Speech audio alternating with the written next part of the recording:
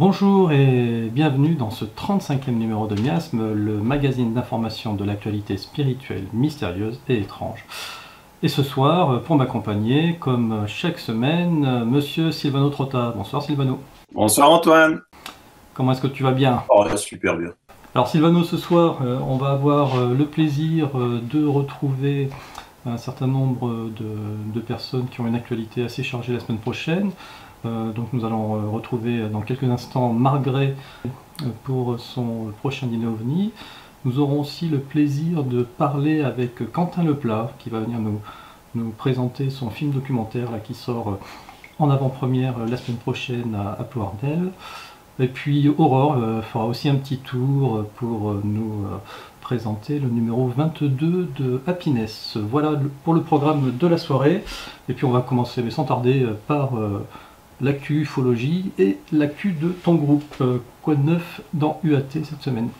Oh, cette semaine, elle était assez passionnante parce qu'elle faisait suite à la divulgation de l'article de Top Secret de Rock Soccer sur la disparition des dinosaures, enfin la disparition des dinosaures, qu'est-ce que je raconte moi, de la non, qu'ils n'ont jamais existé quoi. Et pouf, les débats ils ont été longs. Hein.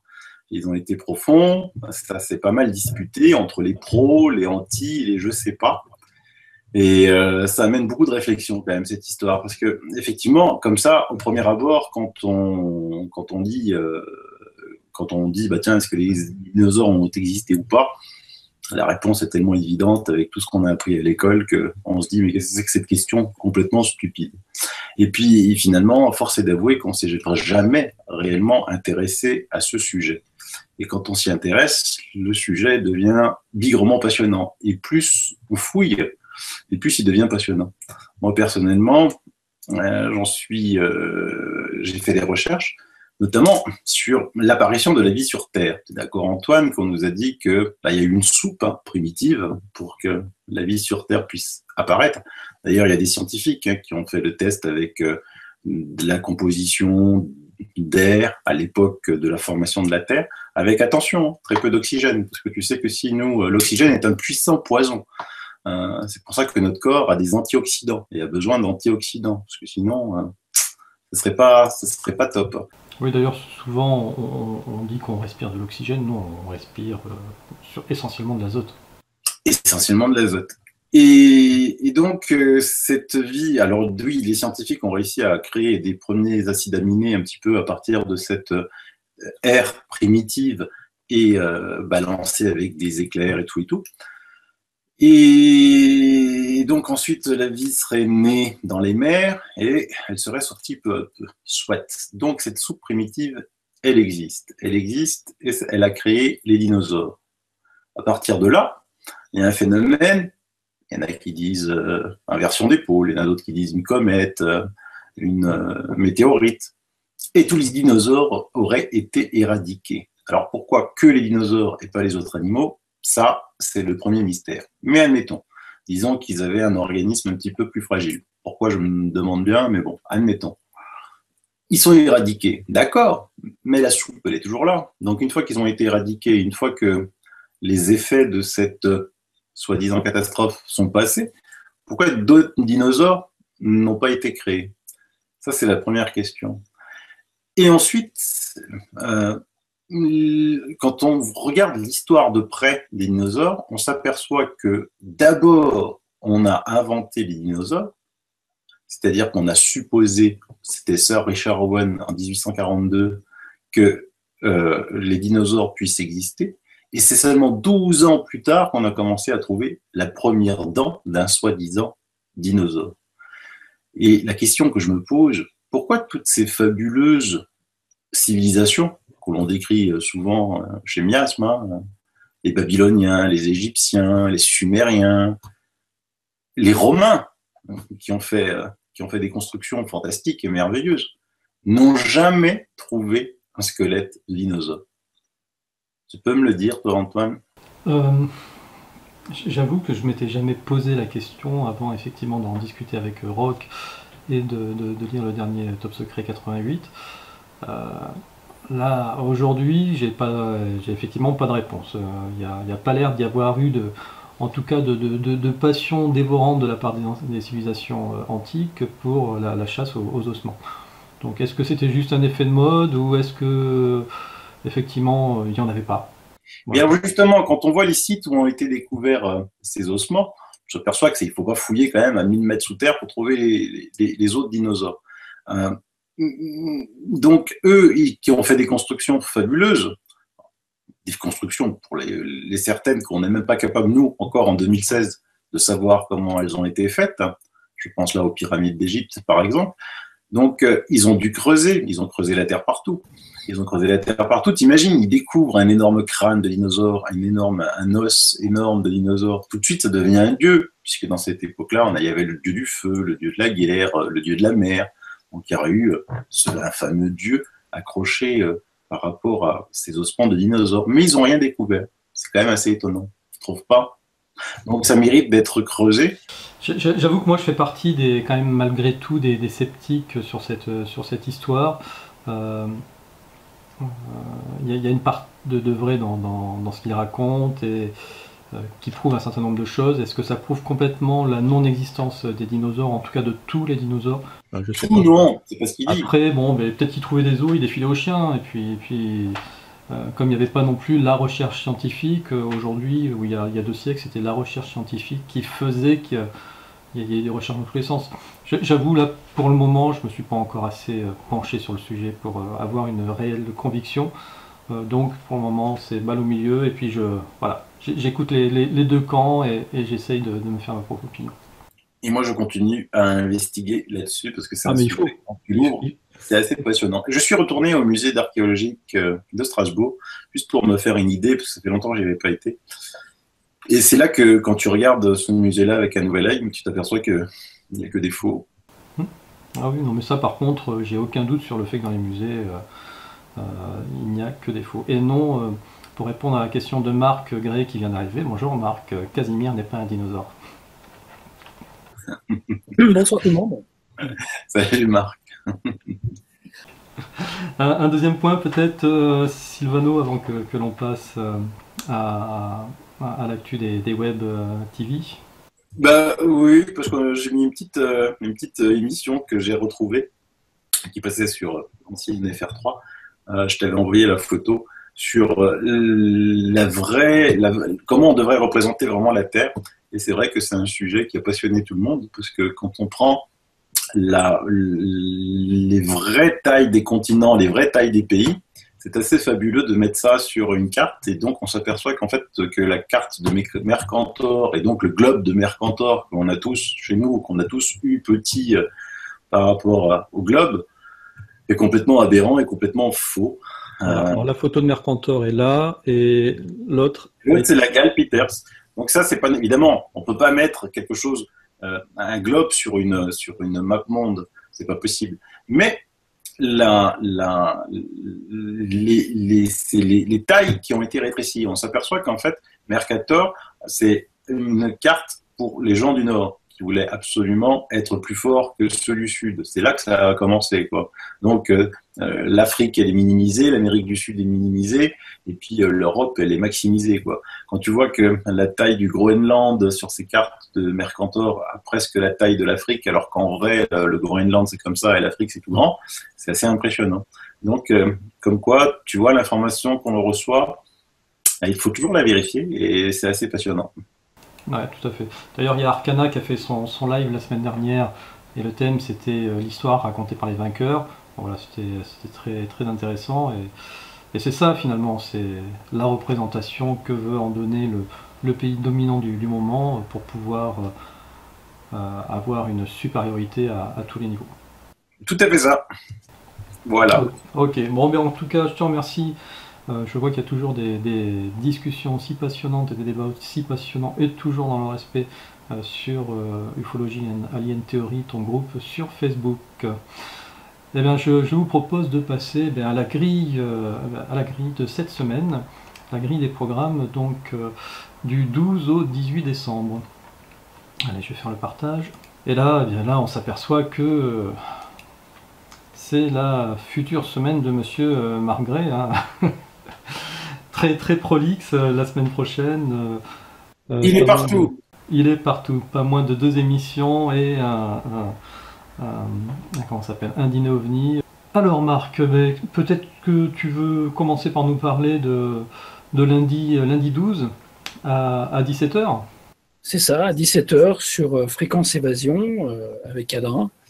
On va parler, contrairement à ce que dit l'affiche, qui n'est pas fausse, hein, mais qui parle d'OVNI et de désinformation. En fait, le vrai sujet, c'est l'ufologie, les médias et le debunking sur l'ufologie dans les médias.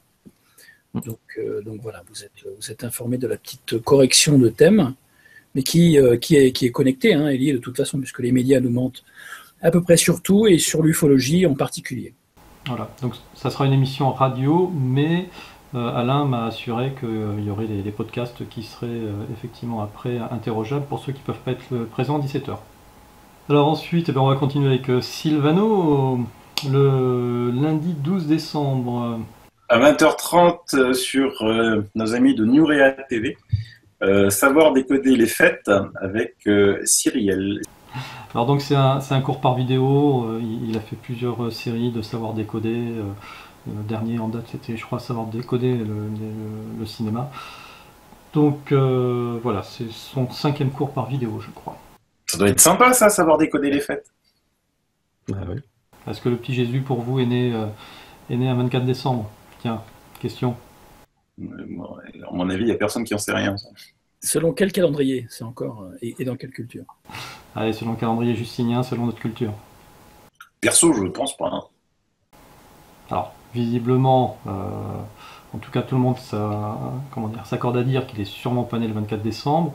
Les Espagnols pensent qu'il serait plutôt né du côté du 6 janvier. D'ailleurs, ils font une grosse fête avec les rois mages qui apportent des cadeaux. Donc, ils ont un double Noël en Espagne, le 24 décembre et puis début janvier. Et puis, si on regarde un petit peu dans la Bible, à l'époque de la naissance du Jésus, mais les troupeaux paissaient dans les champs. Et si vous allez en Palestine aujourd'hui, le 24 décembre, je ne suis pas sûr que les troupeaux pèsent dans les champs en plein hiver. Donc ce serait plutôt vers le printemps. Il y a beaucoup de preuves qui iraient effectivement dans ce sens-là. Voilà.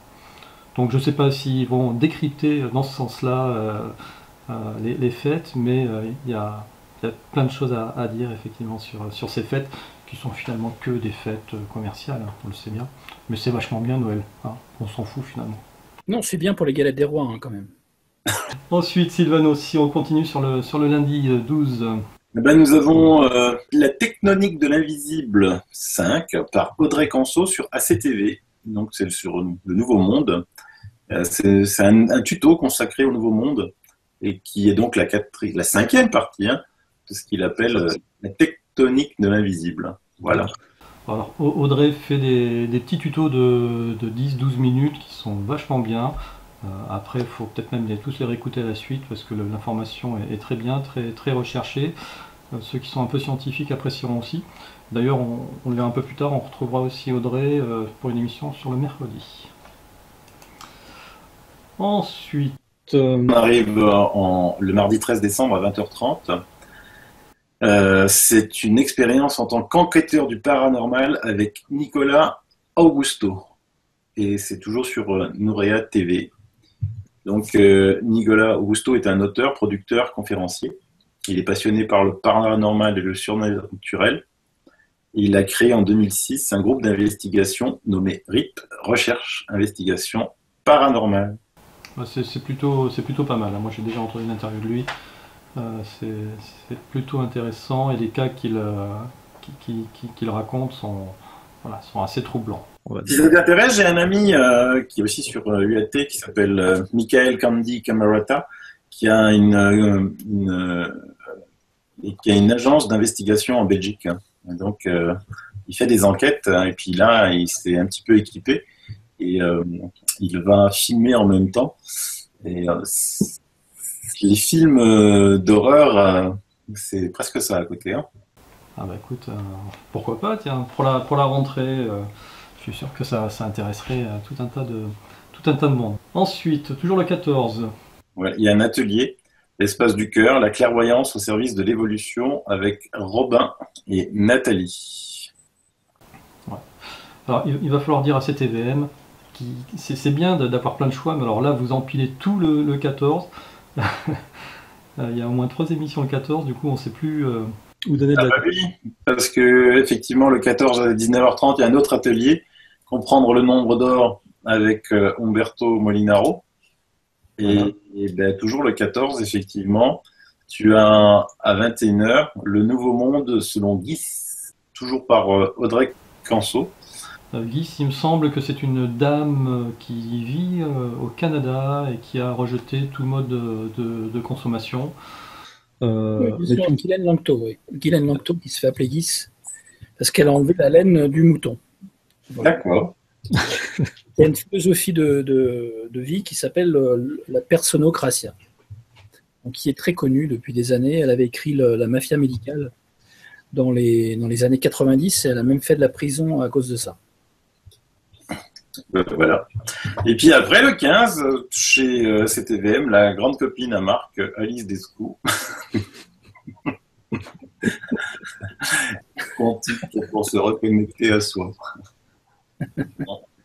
Bon, elle, l'hypnose régressive quantique pour se connecter à soi, franchement, de vous à moi. T'y crois pas, ça t'a pas persuadé. Non, mais disons que bon, elle aborde une hypnose que Marc a fait une enquête assez fantastique avec les 3 personnes qu'il a interviewées. Donc l'hypnose à la méthode Dolores Cannon, la QHHT, et la Alice Descou un petit peu voulue avec une copine à elle. S'approprier en France la première traduction d'un livre de Dolores Cannon et puis a jeté Marc quand Marc a fait son exposé avec ses 3 concerts. Voilà. Donc c'est un petit peu, on va dire que quelqu'un ne peut pas être dans l'éveil, dans dire du bien, dire qu'on va se reconnecter alors qu'on jette comme ça quand on parle des concurrents, mais néanmoins consoeurs. Quoi. Donc c'est un peu lamentable. Je n'aime pas du tout ce genre de comportement. Ok, bah écoute, ça balance, monsieur Trotta, il n'y a pas de souci. Donc on laissera, en tout cas nos auditeurs, se faire leur propre avis. Et s'ils veulent regarder cette émission. En tout cas, le même soir, on va pas s'en sortir entre vous deux. Le même soir... vous avez bien le retour de Monsieur Gray. Tiens, il y avait longtemps. Alors, on va finir par croire que c'est une chaîne de propagande en l'honneur de Monsieur Gray. Un organe de propagande, ouais. Un organe de propagande. Hein.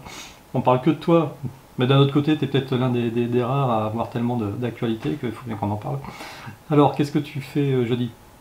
Alors, jeudi, c'est sur la chaîne de Claire Thomas, donc avec Mohamed. Une émission, je pense, la dernière avant les fêtes, en tout cas en ce qui me concerne, sur CTVM TV, avec Jonathan et Paul Ponceau. On va parler en fait de l'année 2017. Chacun va donner un petit peu ses prédictions. Moi, je ne suis pas médium, et les 2 autres non plus. Hein, mais on va parler un petit peu de ce que l'année 2017 nous réserverait, en tout cas.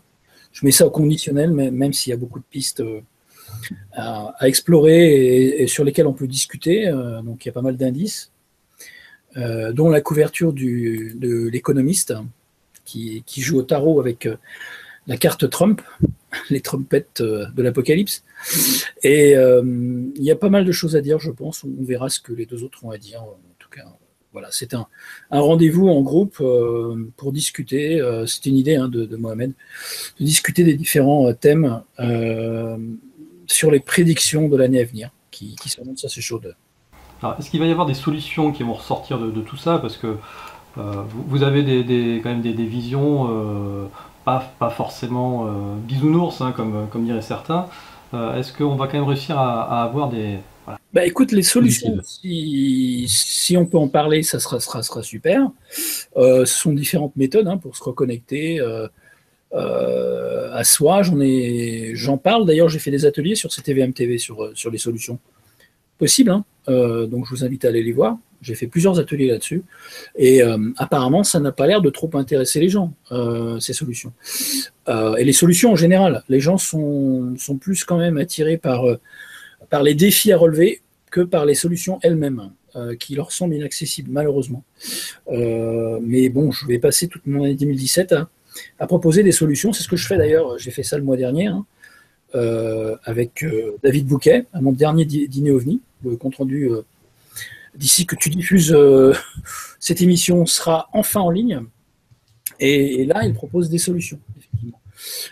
Mais honnêtement, y a-t-il des solutions complètement implacables et inattaquables et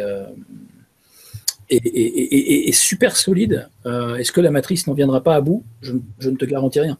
Pour l'instant, j'ai pas la solution ultime pour sortir de cette prison énergétique dans laquelle on est. Si tu as des clés, fais-moi signe. En tout cas, j'enquête là-dessus et on enquête là-dessus avec plusieurs personnes. D'ailleurs, un docu qui va sortir bientôt avec Michel Rousseau. Ouais, ça, on en parle à la rentrée. On a un rendez-vous effectivement avec Michel Rousseau pour la première émission de Miasme TV, Miasme Hebdo à la rentrée. Donc on reparlera sûrement de ce film documentaire et de son film Les Gardiens de la Matrice, qui sera d'ailleurs de nouveau en ligne sur Vimeo pour Noël, logiquement. Voilà, avec une petite surprise à l'intérieur. J'en dis pas plus. Ok. Émission suivante. Jeudi 15 décembre à 20h30 avec Elisabeth de Caligny, la superbe Elisabeth de Caligny, sur Nouréa encore. Et là, ça va être fantastique. C'est les disparus du col de Dyatlov. Alors, c'est l'histoire de 10 jeunes Russes qui partent de l'Institut Polytechnique, qui partent en randonnée à travers l'Oural. Et à mi-parcours, il y en a un qui se sent pas bien et qui rebrousse chemin. Ben, il a bien fait puisque les 9 autres sont retrouvés complètement morts.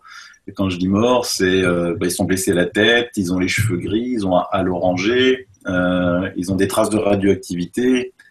Et les autorités russes arrivent à la conclusion que les 9 randonneurs sont morts des suites d'une force inconnue mystérieuse. Et on peut faire confiance à Elisabeth pour aller beaucoup plus loin dans cette affaire. Alors, pour le coup, ce col Dyatlov, c'est peut-être le cas mystérieux que j'ai entendu au moins en 3 ou 4 versions différentes. Donc voilà, bon, je suis assez curieux de voir ce que Elisabeth pourra apporter comme élément supplémentaire et sa vision à elle. En tout cas, pour ceux qui ne connaissent pas, honnêtement, c'est vraiment un cas qui est canon. Il y a eu forcément quelque chose, c'est juste pas possible. Et moi, alors, toujours sur ce cas-là, je ne sais pas si Elisabeth en parlera, mais visiblement aussi à côté de là où ça s'est passé, ce col Dyatlov, d'ailleurs la traduction de Dyatlov, il y aurait des descendants, une tribu de descendants de Sumériens. Voilà. Et je pense que c'est une piste aussi qui est assez intéressante parce que des descendants de Sumériens, mais on n'en a pas entendu beaucoup parler dans d'autres émissions ou dans d'autres histoires. Donc voilà. Moi je vous conseille jeudi de regarder Elisabeth de Caligny, mais bon, comme j'ai mon invité qui est là, surtout regardez Marc, bien sûr. Et donc, le chouchou de la semaine, le coup de cœur de Miasme, c'est vendredi, au Sentier du Réel, Sylvano. Ah bah oui, je comprends. C'est avec Alexis et Rudy Jacquet, et c'est sur l'affaire de Rennes-le-Château. Donc, c'est une affaire assez extraordinaire. Donc, si vous connaissez pas cette affaire, il faut absolument écouter Rudy. Il est fantastique dans ce domaine. Ouais. Alors, je rappelle que Rudy a déjà fait un entretien avec Nora sur Nurea TV pour expliquer effectivement l'enquête terrain qu'il a faite. Il est venu aussi chez nous pour expliquer l'enquête paranormale. Ce sont deux émissions qui sont complémentaires. On s'était entendu comme ça avec Nurea, parce que nous sommes partenaires de la diffusion du livre de Rudy. Et bien avec Alexis, il va revenir sur l'enquête terrain. Et depuis qu'il a fait ces émissions-là, il a eu beaucoup de retours. et beaucoup de nouveaux éléments. Et je sais qu'il va en exposer un certain nombre dont vous n'avez pas eu connaissance ni dans le livre, ni chez Nora, ni chez nous. Voilà. Donc tout ça pour vous inciter à regarder Les Sentiers du Réel, c'est le coup de cœur de la rédaction. Génial. Alors le suivant, j'en parle, Sylvano, parce que tu ne dois pas l'avoir toi sous les yeux. C'est les nouvelles causeries avec André Douzet. Donc ce sont les 7e causeries. Et là, ce sont des causeries qui vont encore faire un petit peu de bruit. C'est l'affaire de la maquette de l'abbé Saunière. Il y a 2 semaines, 3 semaines, est apparu sur eBay, en vente, pour 2500 €, je crois. La maquette, en tout cas une réplique de la maquette de l'abbé Saunière. Pourquoi est-elle arrivée là? On n'en sait rien. En tout cas, ce n'est pas André Douzet qui l'a mise en vente. Il va vous expliquer tout ça dans cette émission. Et il va revenir sur toute cette histoire de maquette qui a duré pendant des années. Voilà, avec la possibilité de voir la maquette qu'il a dans son musée. Voilà, on en parle à la fin de l'émission de la causerie que nous avons eue avec André. Donc à ne pas manquer, c'est ce numéro 7 des causeries avec André Douzet. Ensuite, samedi 17 décembre, Horus et Seth, le trône d'Égypte, par Arcana. Et puis enfin, le numéro 36 de Miasme. Voilà, surtout que ça sera le dernier de l'année, donc il y aura peut-être voilà, plein de monde. On verra si on peut faire un petit peu la fête. Alors, écoutez, moi je vous propose de passer du coup sur Marc, parce que au niveau des émissions de Web TV, Marc, donc là c'était le programme de la semaine prochaine, mais comme on l'a dit, tu es très prolixe et d'ici la fin de l'année, il y a encore un certain nombre d'émissions que tu es en train de préparer, entre autres pour le projet Camelot, et puis aussi avec Alexis, Les Sentiers du Réel. Et aussi une petite surprise, je crois, que tu réserves à tes auditeurs. Oui, non mais bien sûr, il y a ça. Bon, projet Camelot avec Andrea Sadek qui est en Autriche et qui va nous parler des expériences d'abus rituels et de contrôle mental par traumatisme qui sont arrivés à son enfant. Donc elle a tiré son enfant des griffes de tarés sataniques et autres, mais c'est pas seulement Satan, hein, ce sont des groupes qui font des rituels pour en tirer de l'énergie. Donc on va parler de ça, on va parler. Je sais que la période de Noël, c'est surtout ciblé sur les enfants, mais là on va parler vraiment de ce qui se fait de plus atroce, et c'est bien de le savoir parce qu'ils sont menacés. Et il y en a des milliers et des milliers par an. Dans tous les pays, pas seulement en Allemagne et en Autriche, comme elle va nous en parler, hein, mais dans d'autres pays aussi où ces thèmes-là sont complètement tabous. Et bon, je pense que pour cette période de Noël, c'était le moment ou jamais d'en parler, d'avoir quelqu'un de poignant qui au moins prend des risques pour dévoiler tous ces réseaux qui font vraiment des choses abominables. Et ça se passe dans notre matrice, dans notre dimension. Donc je pense que pour un monde meilleur, il faut mettre en lumière ces psychopathes et passer à autre chose. Voilà. Le problème, c'est qu'ils sont protégés par un très haut niveau. Moi, je me souviens que Jean-Pierre Mocky, le grand Jean-Pierre Mocky, avait fait un film sur les pédophiles et justement liés avec les gens du gouvernement. Son film a été interdit partout, je crois qu'il n'a même pas fait 5000 vues. Oui, bien sûr, mais ça n'empêche pas. Maintenant, c'est une question de timing. Si le timing est bon, si c'est le moment d'en parler, de passer, ces informations vont passer de toute façon. Donc tout est une question de vibration et de timing dans l'histoire. Donc voilà, elle va nous parler de tout ça. Et effectivement, avec Alexis, alors je vous dévoile pas les dates de la sortie de l'interview qui se fera en 2 parties. C'est une surprise et Alexis y tient. Donc voilà, ça sera pour la fin de ce mois-ci. Et évidemment, le dîner OVNI avec le 17 décembre, le dernier dîner de l'année. Voilà, donc le 17 décembre, donc tu reçois David Mogiel, c'est lui qui va venir clôturer les Dino OVNI avec toi sur Rouen. Voilà. Dîner intéressant, passionnant et aussi festif, puisque c'est le dernier de l'année. Il va nous parler des starseeds, des enfants des étoiles. C'est un thème qu'il a choisi et qu'il va développer donc ce soir-là. Et évidemment, on va lui faire parler d'autres thèmes de prédilection qu'il affectionne, comme un petit peu peut-être le tarot, la médiumnité, le livre sur l'argent qu'il avait publié, que tu connais, que tu peux citer. Et voilà, plusieurs thèmes, mais principalement le starseed, puisque c'est pour lui le côté spirituel de l'ufologie et du sujet OVNI. Ok, bah écoute, très bien. Donc ceux qui veulent s'inscrire à ton dîner OVNI, hein, c'est toujours pareil, vous allez sur la page de freedomufo.com, UFO au pluriel, et vous avez tous les éléments d'information pour pouvoir réserver vos places, parce qu'il faut réserver au moins la veille à l'avance pour pouvoir commander le repas. Au moins la veille, je dirais peut-être même l'avant-veille, parce Encore que mieux. on ouvre pour nous, spécialement un samedi soir, une fois par mois, et donc on les remercie pour leur flexibilité, parce que ça se termine souvent très tard, et également pour leur accueil et le menu, donc d'accepter les gens juste de façon privée, en tout cas, pour ces samedis soirs, tous les mois, en tout cas au moins 10 mois de l'année, 10 à 11 mois de l'année. Donc voilà, il faut s'y prendre un petit peu à l'avance quand même, au moins 2 jours à l'avance, quoi. Ok. Entendu, Marc. Mais en tout cas, on te remercie d'être passé nous faire la présentation de ton actualité jusqu'à la fin de l'année. On va sûrement se retrouver l'année prochaine pour de nouvelles aventures pour 2017. Donc. Voilà, vive 2017, ça va bouger. Ça va bouger. Ok, Marc. Bon, bah écoute, on te remercie et puis on te dit à bientôt. Bonne fête à tous. Ciao Marc. Ciao, ciao. Et puis, on en profite pour accueillir Monsieur Quentin Leplat qui nous rejoint. Salut Quentin. Bonsoir, ben, ça va bien. Écoute, très content de te retrouver.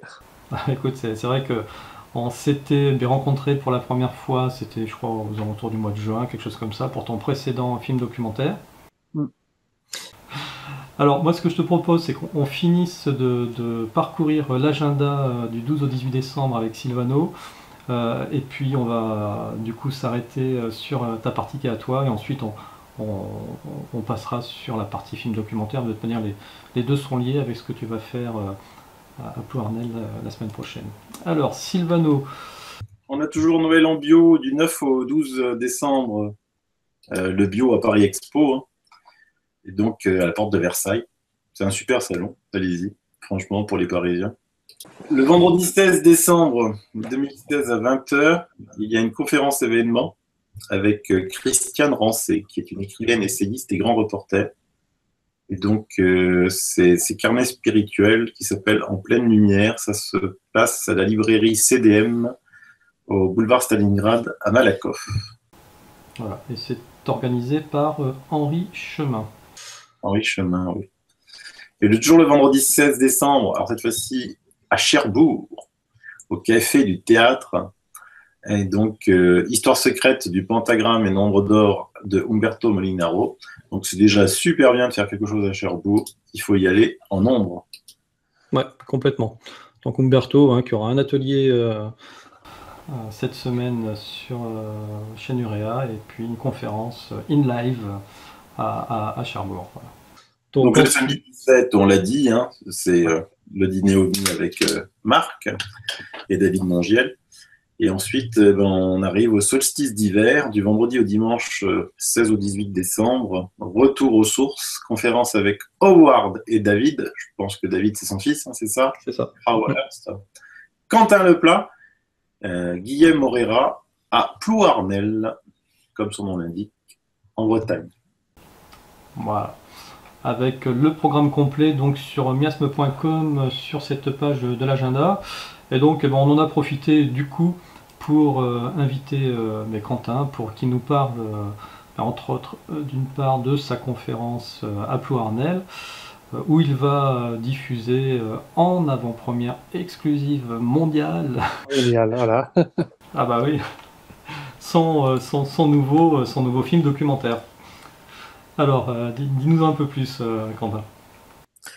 Ben, bon, c'est un film qui a mis longtemps à mûrir, hein, parce que moi, c'est quelque chose que j'ai tourné en fait dans la région, donc c'est en Auvergne, et je pensais pas que je ferais les découvertes que j'ai fait en fait là-bas. Il y a 4 ans, quand j'ai commencé à m'intéresser à ce sujet, de l'histoire ancienne, des connaissances scientifiques des vieilles civilisations, bon, je m'attendais pas du tout à trouver autant de choses. Dans la région Auvergne, il n'y a qu'une quinzaine de menhirs. Enfin, dans le secteur où moi j'habite, hein, dans un rayon de 24 km, il y a très peu de mégalithes. Il y en a 15. Et au début, quand je essayais de comprendre ça, que ça m'intéressait, je comprenais absolument rien.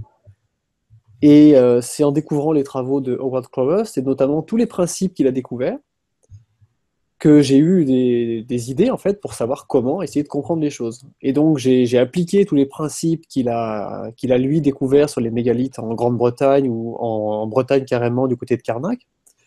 Et visiblement ça fonctionne dans toutes les régions, puisque dans le précédent film j'avais appliqué sa méthode en Corse, et là je l'ai fait dans ma région. Et dès qu'on est face à des mégalithes, en fait on peut appliquer ces principes et on fait des découvertes surprenantes. Et on découvre que les mégalithes sont tous implantés avec une géométrie sur des longues distances. Et ce qui est tout à fait extraordinaire, c'est la précision avec laquelle c'est fait. Et la précision, en fait, moi je l'ai constatée, je l'ai vérifiée, elle est supérieure à celle des scientifiques du 19e siècle. Et elle est équivalente à ce qu'on fait aujourd'hui avec nos systèmes modernes. Parce que pour vérifier l'implantation des mégalithes, on est obligé de passer par du satellite, par Google Earth, par des outils qui sont des outils modernes. On ne peut pas le faire aujourd'hui sur le terrain. Si je voulais sur le terrain vérifier la précision de l'organisation, je vois pas comment je pourrais faire. Ouais, ouais, et alors je fais juste une petite parenthèse pour dire qu'effectivement Howard a fait chez Nora un truc qui est vachement bien, c'est-à-dire un premier atelier pour savoir comment utiliser Google Earth. Voilà. Donc c'est un outil que toi du coup tu as pratiqué, hein, pour pouvoir arriver à tes conclusions. Il fait un deuxième atelier début janvier aussi chez Nora. Et moi, ben, suite à un de ces passages chez Nora, j'ai acheté ce livre-là à Howard, peut-être que tu le connais, l'astronomie préhistorique. Oui, alors ça, c'était un livre qui est ancien, c'est le livre de Félix Gaillard, il me semble. C'est ça. Et ça, c'est un des premiers livres qui avait été édité où Félix Gaillard avait commencé à comprendre comment ont été organisés les dolmens. Il avait constaté que les dolmens regardaient vers les solstices. Et ça avait été le début je pense, de découvertes importantes sur les mégalithes. Mais il n'avait pas à l'époque des outils pour avoir une grande précision de mesure.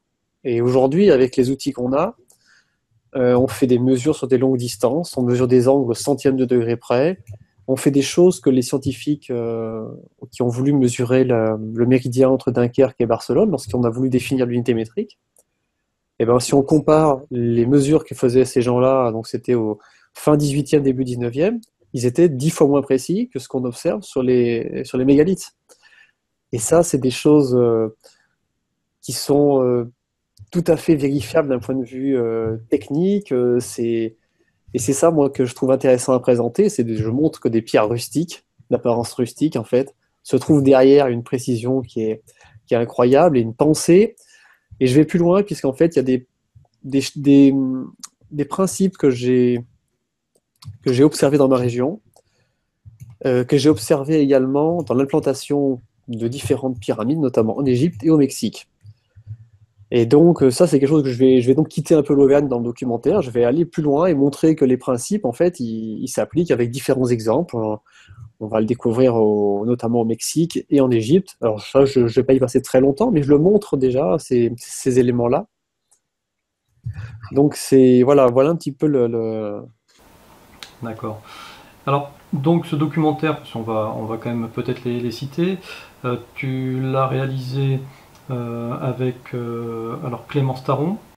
Oui, alors j'ai fait là c'est une première, j'ai fait le gros du boulot tout seul et j'ai sollicité Clément qui est un professionnel. Je l'ai sollicité pour vérifier que ce que j'ai fait soit propre au niveau du rythme, qui corrige les transitions entre les images, etc., quoi. C'est un documentaire de 45 minutes. Et par contre, oui, il y a un vrai musicien, compositeur qui a composé des musiques spécialement pour le film. Voilà, j'allais y venir. Donc, tu as travaillé aussi avec Johnny Thomas. Il fait de très belle musique. J'ai trouvé ça super bien ce qu'il a fait. Là, la narration, elle est de Lucie Gatier. Ouais, toujours, ouais, je vais essayer de garder toujours les mêmes, les mêmes personnes. Voilà. Et donc, effectivement, tu te bases sur tes découvertes et aussi sur les travaux d'Howard Crowhurst et de John Legon. Mais alors, Quentin, toi, qu'est-ce que t'en déduis de tout ça? Maintenant que tu as étudié tout ça, quelle est ta vision des choses? Ma vision des choses, c'est que c'est très difficile à dire, mais ce que j'en perçois, c'est que visiblement, il y a quelque chose qui nous a vraiment échappé dans l'histoire, parce que l'histoire telle que moi je l'ai apprise et qu'on l'apprend encore, notamment à propos des mégalithes, c'est que ce sont des gens qui étaient en gros à la fin du néolithique, au tout début de l'agriculture, qui se sont mis à faire des pierres pour des raisons commémoratives, pour marquer des territoires ou pour adorer différents principes, mais on n'en sait pas plus. Et en théorie, on se contente de ça. Et la réalité est très différente parce que derrière l'implantation des choses, on sent bien qu'il y a une pensée qui est vraiment très différente de la nôtre. Parce que moi, ce que j'ai constaté aussi, c'est que les mégalithes sont d'abord positionnés en fonction d'éléments naturels dans un premier temps. C'est-à-dire que les menhirs entre eux, moi, ce que je observe, c'est qu'entre eux, ils forment une géométrie très cohérente, très précise. Mais lorsqu'on regarde l'environnement, donc dans ma région, il y a beaucoup de montagnes. Les montagnes les plus importantes, donc le Puy de Sancy, qui est la montagne la plus haute du Massif central, en fait, c'est le point de départ. Et à partir de là, on a posé quelques éléments, quelques mégalithes sont posés, et à partir de là, on déroule le reste. Et donc, c'est quelque chose que j'avais commencé à observer quand je m'étais penché sur la Corse. Et puis, bien sûr, il y a les relations avec l'astronomie. Donc, moi, l'impression que j'ai, c'est que les gens qui ont fait ça, ils avaient une pensée extrêmement globale. Ils étaient attentifs à...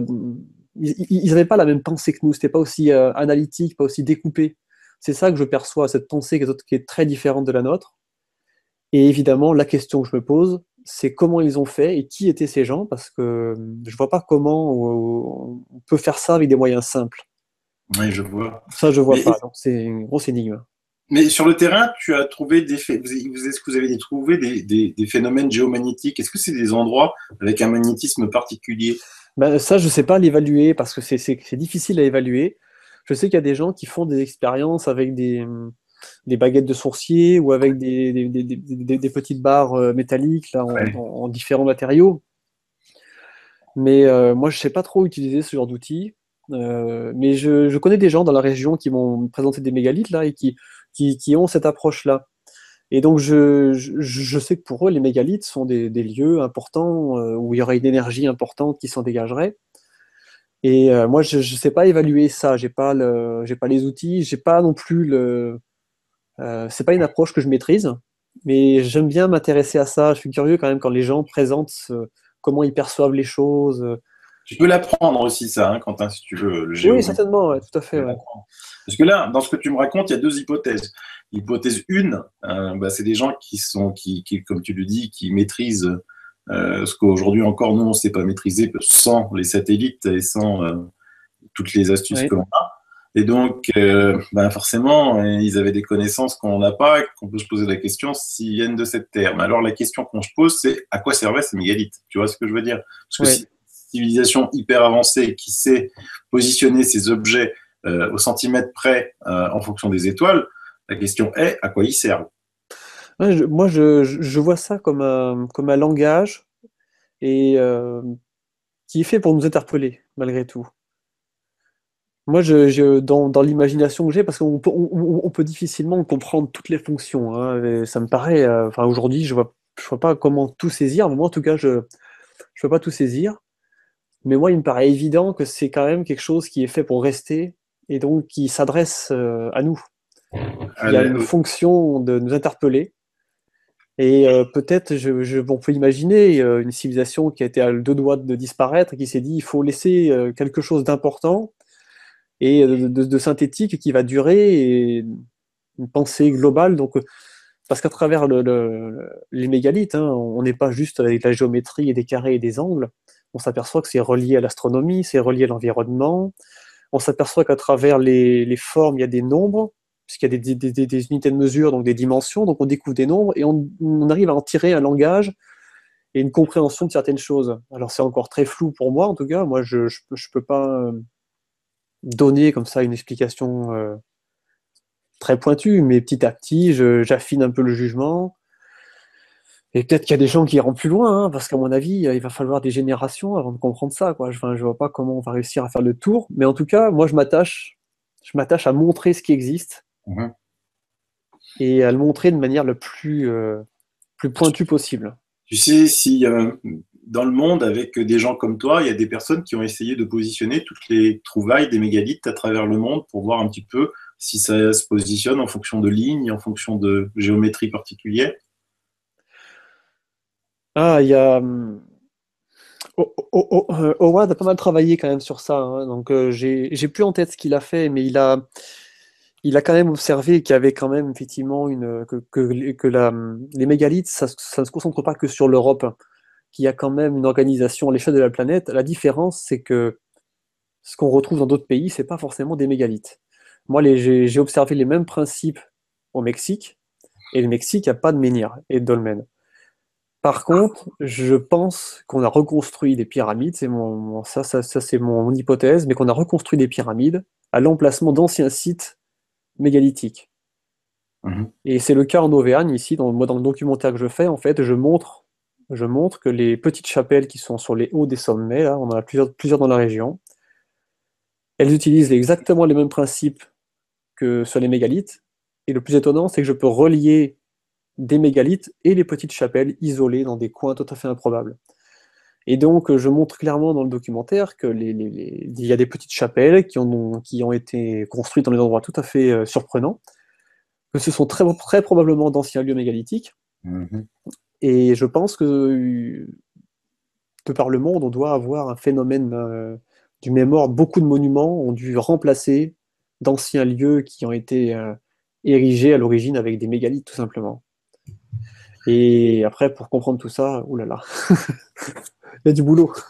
Bon, mais en tout cas, ce qu'on va faire, on va laisser tes suiveurs découvrir tous tes travaux à travers ton film documentaire. Et ensuite, de toute manière, il y a une conférence qui va suivre c'est ça, Ouais, parce que je mets pas tout dans le documentaire. voilà. Donc ça se passe vendredi 16 à 20h30. Tu commences par le film et ensuite tu fais ta conférence, je suppose. Oui. Voilà. Donc c'est à Plouarnel, en Bretagne. Et ensuite, il va y avoir la sortie officielle de ton film documentaire. Alors après, je pense que je vais continuer à faire des présentations dans des associations pendant un petit moment, parce qu'il y a déjà quelques petites associations sur la région qui m'ont demandé de le faire. Et ensuite, effectivement, je le mettrai en ligne sur la chaîne YouTube, hein, pour que tout le monde puisse y assister. Mais dans un premier temps, j'ai bien envie de le présenter directement avec un public et puis de pouvoir répondre aussi à des questions, parce que l'avantage d'avoir les gens, c'est que si je sens qu'il y a quelque chose qu'ils n'ont pas compris, eh ben, je peux reprendre l'explication et éventuellement, mais je peux adapter le film et rajouter des éléments avant de publier sur YouTube d'ici le printemps, je pense. D'accord, oui, c'est pas idiot, effectivement, de compléter par l'expérience, par le retour terrain. Ouais, tout à fait. D'accord. En tout cas, si on veut suivre tes travaux, tu as un site, Message de la Nuit des Temps, voilà, que tu mets relativement à jour, souvent, Oui, je mets un régulièrement. article régulièrement. Là, ces derniers mois, je me suis concentré sur ce que je faisais, mais maintenant que le film est fait, j'aurai plus de temps pour mettre d'autres informations sur d'autres choses que j'ai cherchées, puisque j'ai d'autres projets dans le même sens pour 2017. Ah, j'allais te poser la question, tu vois, tu t'en parles avant, donc du coup, je vais devoir gratter, tu te doutes bien, Ah oui, je peux pas rester comme ça. effectivement, il y a une grosse chose que j'ai commencé à faire, c'est de vérifier le travail de Méchain et de Lambre lorsqu'ils ont mesuré la distance entre Dunkerque et Barcelone, puisqu'on a toutes les mesures qui ont été faites. Et donc aujourd'hui, avec Google Earth et d'autres logiciels comme SolidWorks, qui est un logiciel qui est fait pour faire de la modélisation en 3D, je peux essayer de vérifier leur travail, parce que moi, quand je vérifie les angles, ce que j'ai fait avec Google Earth, j'ai constaté qu'il n'y a pas un seul angle qui est juste. Il y a des erreurs qui sont quand même importantes. Et je voudrais refaire toute la vérification. Et donc ça, c'est un gros travail à faire et ça me paraît indispensable de le faire parce que ça va permettre de voir réellement si l'unité métrique vient de leurs travaux ou pas, ou si c'est quelque chose de plus ancien. Moi, je suis certain que c'est quelque chose de beaucoup plus ancien que ce qu'on nous présente. Et certes, on a trouvé énormément de preuves, mais il serait intéressant de savoir ce qu'a donné les travaux de Méchain et de Lambe réellement, parce que personne, en fait, vérifiait l'intégralité de leurs mesures. Mhm. On a juste vérifié la méthode, mais pas la mesure. Ça nous rappelle aussi les travaux de Jacques Grimaud, c'est ça, hein, par rapport à ces mesures dans la pyramide de Gizeh, où finalement il retrouvait tout, mais en mètres, et pas... Oui, exactement. Ouais. Ah, c'est ça. C'est ça, on retrouve effectivement des quantités de preuves que l'unité métrique a été employée. Et donc moi, j'ai pas besoin de faire ce travail-là pour en être quasiment convaincu. Mais, euh, mais par contre, je pense que c'est un travail qui est nécessaire à faire. Il faut le faire parce que, bon, mine de rien, le but est de s'adresser un petit peu à tout le monde. Et je pense que dans le monde actuel, les gens ont besoin d'a- d'avoir, je dirais, une matière peut-être un peu plus technique, plus concrète sur des choses comme ça, quoi. Ouais, tout à fait. Ouais, puis c'est vraiment aussi le genre d'enquête passionnante, parce que avec les outils modernes, voilà, on se dit qu'à un moment donné, si on arrive à prouver tout ça, le doute Ouais, est... je pense qu'il faut, voilà, faut apporter de plus en plus de preuves concrètes, quoi. Il faut mettre de la méthode, etc. Bon, moi j'aime bien faire la mesure, c'est un truc qui me plaît de mesurer, donc je le fais, quoi. Ok. Alors, si on rappelle juste, avant de finir, les précédents films documentaires que tu as fait, il y a le codex mégalithique du plateau de Coria. Ça, c'était le deuxième, c'est ça? Deuxième, oui. Et le premier, rappelle-moi le nom. Le premier, c'était la Cité des sciences des bâtisseurs à Teotihuacan. Ah oui, c'est ça. Voilà, c'est là que je me suis lancé. Bon, c'était les premiers essais. Aujourd'hui, si je devais j'aimerais presque le refaire parce que j'aurais plein de choses à dire et puis des petites choses à corriger. Ah oui. Mais bon, c'est pas grave, je le referai dans quelques années. Bah Ah oui, tu sais. Comme les logiciels, une V2, quoi. Voilà, version c'est 2, ça. puis... Mm. Ok. Peut-être un dernier événement de prévu que j'aurais pas noté, ou on a fait le tour? Moi, j'ai à peu près fait le tour parce qu'en fait, j'ai des choses qui sont pas planifiées encore, hein, mais Mais tiens-nous au courant si jamais tu as des personnes qui t'invitent, des associations comme tu veux faire un tour, comme ça on les présentera sur Mias, mais on fera venir du monde, quoi. mais oui, écoutez, pas de souci, pas de souci. Ok, bon bah écoute, voilà, on était ravis de pouvoir parler de tout ça. Ouais. Ok, bon ben Bon, je te remercie. merci en tout cas de m'avoir invité et puis continuez bien Avec en tout plaisir. cas. Ok, Merci à toi, Quentin. Allez, bonne soirée et merci. merci Quentin, ciao. Eh bien, on va en profiter pour accueillir Aurore qui vient d'arriver. Bonjour Aurore, Bonjour, comment vas-tu? je vais très bien, merci beaucoup. Très très bien. Alors Aurore, avant d'attaquer donc le numéro 22 de Happiness que tu vas nous présenter ce soir, moi je voulais parler d'un livre qui s'appelle l'ABCDR de l'accompagnement de l'être. Écouter son intuition, gérer son stress et ses émotions pour trouver sa voie et être maître de soi. C'est un livre rédigé par Marie-Laure Stott, voilà, qui est un livre très sympa, hein, pourquoi pas comme cadeau de Noël. Alors le principe il est simple, ce livre est accompagné d'une petite poche avec à l'intérieur Des lingots d'or.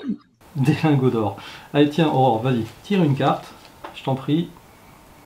Hop. Alors, moi, je prendrai. Voilà, tu peux en prendre une. Donc, c'est celle-ci que tu as sélectionnée. Et ça s'appelle, oh ben tiens, tu vas adorer. G comme grâce. Ah oui, oh oui, alors là, la grâce, on en a besoin, mon Dieu. Voilà, c'est tout à fait toi. Et donc, du coup, à partir de là où vous avez tiré votre petite carte, elle est censée vous donner soit une synchronicité sur une question que vous posez, soit une réflexion, soit... Donc, vous prenez votre livre G comme grâce et vous lisez effectivement le message qui est apporté par cette petite carte. Et puis derrière, vous faites une petite médite ou quelque chose comme ça. Hein. Je ne sais pas ce que tu en penses, Aurore. Je pense que c'est très très bien d'avoir fait un livre comme ça parce que c'est vrai qu'il faut commencer par des choses très très simples. Parfois on imagine qu'il faut faire des choses très compliquées pour se relier, pour être là présent nous, dans notre cœur, hein, dans notre temple intérieur. Et je dis souvent qu'il faut être dans la simplicité des choses et c'est très bien d'avoir une personne qui écrit un bouquin comme ça pour amener les gens à s'ouvrir de plus en plus et c'est très très bien. Voilà, bravo. En tout cas, voilà, ça s'appelle l'ABCDR de l'accompagnement de lettres par Marie-Laure Stott. Et en fait, on recevra Marie-Laure dans quelques semaines dans le cadre de rencontres hors du commun. Voilà.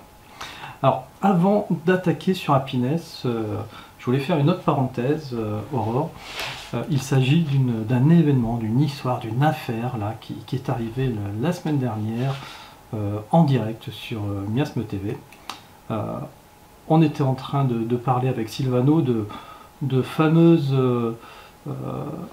taches de lumière, certains ont appelé ça des orbes sur le chat de l'émission, d'autres des rots, qu'il y avait eu c'était Miasme numéro 32, il y en avait qui s'était trimballé derrière Sylvano.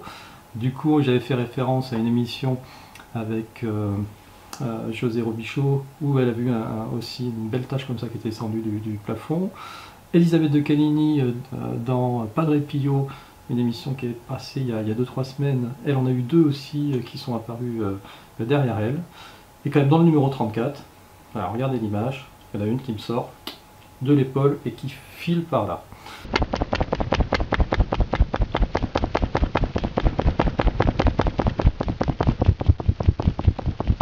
Alors, certains se sont dit, bon, c'est peut-être un papillon, c'est peut-être quelque chose comme ça. Donc moi, je peux vous assurer, ma pièce est complètement fermée, il n'y a aucun insecte qui passe là pour le moment, surtout qu'on est en hiver, donc voilà. À l'extérieur, c'est pas une lumière qui est sortie de la fenêtre, là en face, ce sont des champs. Ou alors si c'est une lumière, je vais m'inquiéter un peu. En face de moi, il y a un mur, donc il n'y a rien qui peut refléter, et la lumière, elle est dirigée vers mon visage. Donc l'apparition qu'il y a eu là, honnêtement, voilà, elle interpelle un petit peu, et puis surtout que ça apparaît le jour où on en parle. Je ne sais pas ce que vous en pensez, si vous avez une petite idée là-dessus, mais c'était quand même assez bizarre. C'est génial. Donc voilà, donc on va enquêter. Si vous voulez partager vos avis sur ces petites lumières, voilà, vous n'hésitez pas, dans la partie de chat de l'émission, vous nous mettez vos commentaires. Voilà. Bon, bien, je ferme cette petite parenthèse et je reviens sur Aurore et sur la présentation du numéro 22 de Happiness. C'est le numéro du mois de décembre en fait. Alors, c'est décembre et janvier, et j'avais juste envie de raconter quelque chose brièvement. Voilà, donc moi, je ne suis pas abonnée à ce magazine, je l'achète voilà, régulièrement, et là où j'ai l'habitude, il ne l'avait pas. Bon, je me suis dit, bon, c'est bizarre, je vais dans le prochain. Le prochain, il avait décidé de ne plus vendre de journaux du tout, plus rien, plus de magazine, plus rien. Le troisième était fermé. Alors, ce magazine, c'est Happiness, Happiness qui veut dire bonheur en français. Et je me suis posé la question au plus profond de mon être. Je me suis dit, mais parfois le bonheur, il faut aller le chercher beaucoup plus loin que ce qu'on peut imaginer. Et que sommes-nous prêts à vivre, à faire pour justement aller chercher ce bonheur? Et là, franchement, je me suis dit, il a fallu faire encore un autre magasin, un autre endroit, quatrième, pour trouver ce magazine. Donc, voilà, dans la vie, parfois, il faut prendre le temps d'aller chercher le bonheur et on le trouve. Et est-ce que ça valait donc tous ces efforts? Oui, absolument, absolument, parce qu'en plus, alors j'ai une merveilleuse surprise, peut-être qu'il y avait peut-être une raison pourquoi j'ai dû faire plusieurs endroits pour le trouver, parce que j'ai trouvé l'édition spéciale. J'ai trouvé l'édition spéciale qui est avec un petit magazine qui est Happy Kids, donc Enfants Heureux, et qui est un hors-série numéro 3 d'Happiness, donc qui est pas enfant, simplement heureux. Et c'est super bien fait. C'est vraiment un petit format. C'est un hors-série. Il y a des choses extraordinaires. On parle vraiment du monde de l'enfance. Et je dis bravo parce que franchement, ça vaut vraiment la peine de le regarder, de le lire, même avec un enfant. C'est vraiment super. Et c'est un hors-série. Donc, le magazine revient à 8,95 € avec cet hors-série. Mais ça vaut vraiment largement ces 8,95 €. Et là, ça fait vraiment penser au format que là, vous voyez devant vos yeux. Hein. Au niveau des couleurs, pour le petit, c'est pareil. Il y a des superbes images et il y a même dedans, c'est réveiller l'enfant qui est en vous, rire, danser, jouer. Et s'adresse aux parents. Voilà. Et donc, pour revenir au magazine de ce numéro 22, c'est partager le thème. La couverture est magnifique dans cette belle couleur. Et là, on a beaucoup de rubriques très intéressantes de nouveau pour ce numéro 22. Donc là, on va partir en voyage en Groenland cette fois-ci, avec un chaman qui nous dit ce n'est que lorsque la glace fondra dans le cœur des gens que nous pourrons guérir le monde. Et je suis profondément convaincue de ça aussi. Il faut que le cœur s'ouvre, nos cœurs s'ouvrent. Toi, tu dis un chaman. Oui, un chaman. Un chaman. Chaman. Parce que je sais pas, j'ai voulu le dire en masculin, mais oui, effectivement, c'est un chaman. Donc voilà, il y a beaucoup de choses très intéressantes, beaucoup de belles images, paroles de sagesse. Donc lisez l'article, hein, c'est vraiment très très beau. Voilà, les yeux du chaman. Bon, voilà, le monde a besoin d'un changement climatique spirituel. Et il y a de magnifiques images et c'est très très beau le Groenland aussi. Hein. C'est une très belle terre aussi également. Voilà, tu es dessus. Parole de sagesse. On voit ce chaman là qui est en pleine connexion avec ses guides, avec sa guidance, avec ses êtres, ses esprits. Donc c'est magnifique. Il fait quoi là? Il est en train de chanter. On dirait qu'il est devant une sorte de micro géant et qu'il chante pour faire vibrer sa toile, c'est ça? Oui, c'est un tambour. Après, bon, on peut. Moi, je pense que c'est aussi.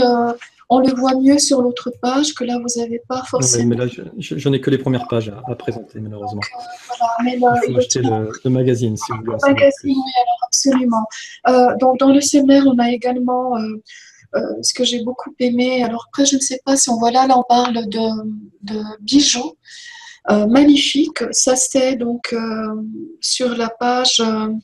Alors c'est la page, là je l'ai pas sous les yeux, c'est la. En tout cas, c'est très violet comme couleur dominante sur ce. Il en parle de rêves. Cet article-là, il parle des rêves. Il dit que dans les rêves, justement, on peut avoir des réponses. Il peut se passer beaucoup de choses. C'est un article aussi. À lire vraiment, à se plonger dedans pour les personnes qui croient aux rêves et aux rêves prémonitoires aussi, au monde du rêve. Alors toi, Aurore, tu voulais t'arrêter sur un dossier d'Happiness en particulier qui allait, on va dire, explorer l'horoscope de 2017. Franchement, il y a de quoi passer des moments à se plonger pendant des heures dans ce magazine et simplement être présent à soi pendant ce temps-là. Et oui, c'est l'horoscope. Alors, qu'est-ce que nous réserve 2017 selon Happiness? Alors c'est très intéressant parce qu'en fait, on va juste reprendre la page. On va aborder des sujets. Bon, on va parler de 2017, d'abord de l'effet de Jupiter en Balance. Alors pour les personnes qui s'y connaissent un tout petit peu en astrologie, c'est des planètes qui influencent énormément. Donc Saturne, et là on parle aussi que nous allons être incités à poser un regard clair et net sur la religion et la spiritualité, et c'est en nous que nous devons aller chercher sagesse et profondeur. Et il n'y a pas besoin de partir faire un voyage, mais il faut aller dans notre propre cœur pour aller explorer justement ce qui se passe en nous, cette sagesse qui est en nous. Et pour chaque signe, on va aborder la forme, l'amour et la réussite. D'accord. Alors si par exemple on prend, allez, au hasard, Sylvano. Alors Sylvano, t'es de quel signe toi? Et moi, je suis 21 juillet, je crois que je suis Lion ou Cancer. Attends, je sais plus, moi, tu sais, l'astrologie. Alors, 21 juillet, c'est Cancer, jusqu'au 24. Voilà. Bon. Alors, là, ils disent...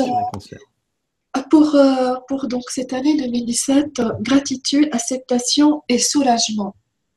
Alors, il y a pour chaque signe 3 paroles, 3 mots. Donc, gratitude pour toi, Cancer, acceptation et soulagement. Et puis, on va parler donc pour la forme, pour les cancers, voilà.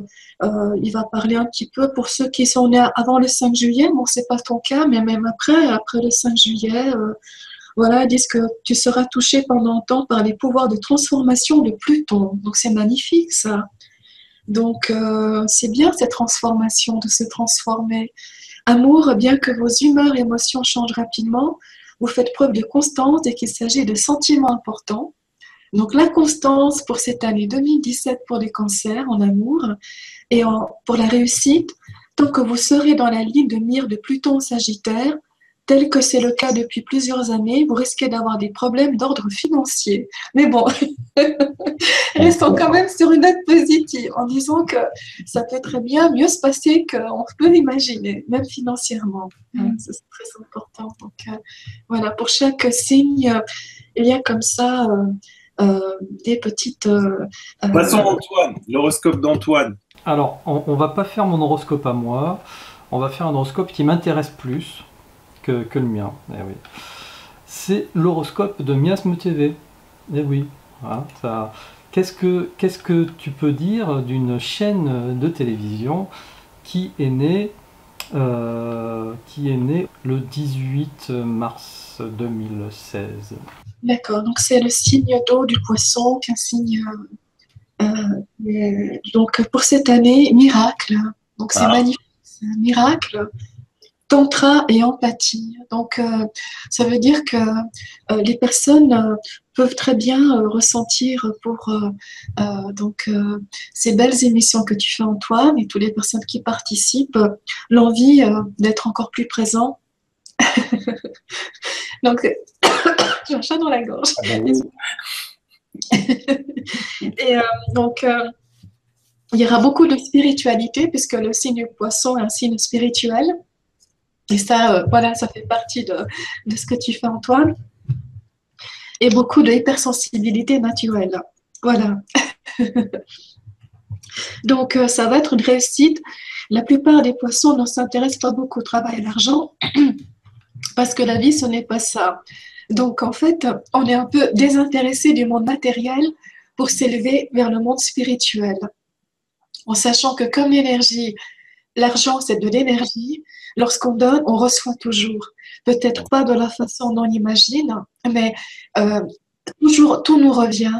Et le bon qu'on envoie à travers voilà, ces belles émissions que tu fais, Antoine, et avec Sylvano et d'autres personnes, tout ça va revenir sous d'autres formes, avec beaucoup de succès, beaucoup de belles choses et de belles satisfactions. Et puis miracle, hein, c'est marqué miracle.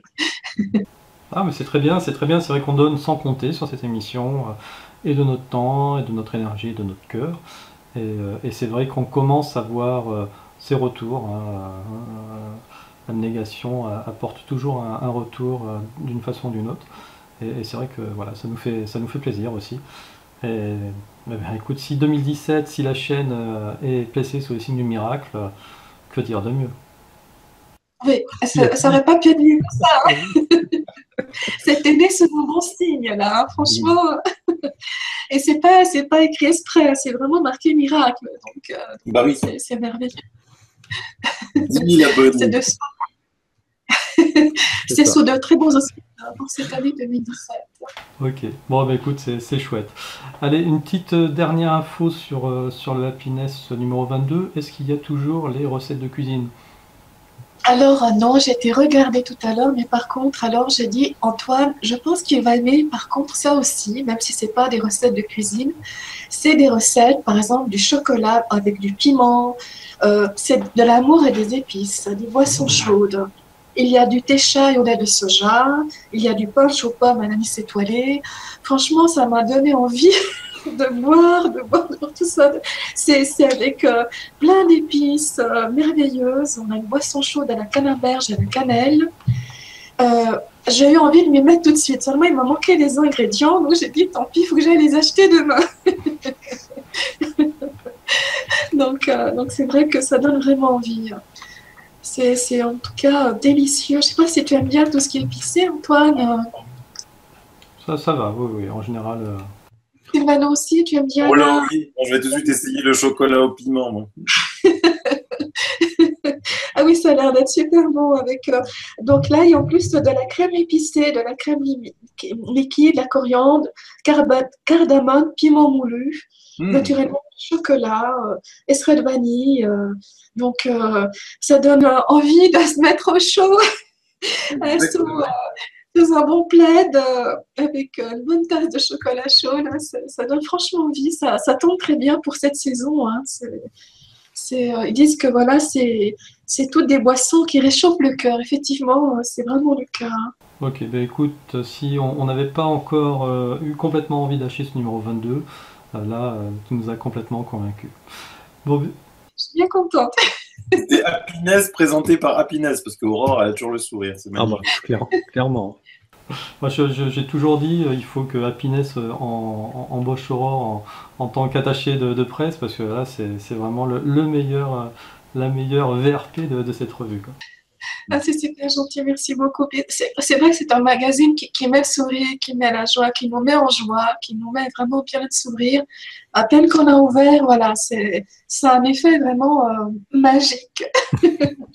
Ok. Bon, ben, on te remercie, Aurore, pour ce dernier passage sur 2016 sur Miasme TV, mais on t'attend vraiment à la rentrée avec le nouvel Happiness, voilà, toutes les revues qui t'intéressent, le nouvel Inexpliqué, ce genre de choses.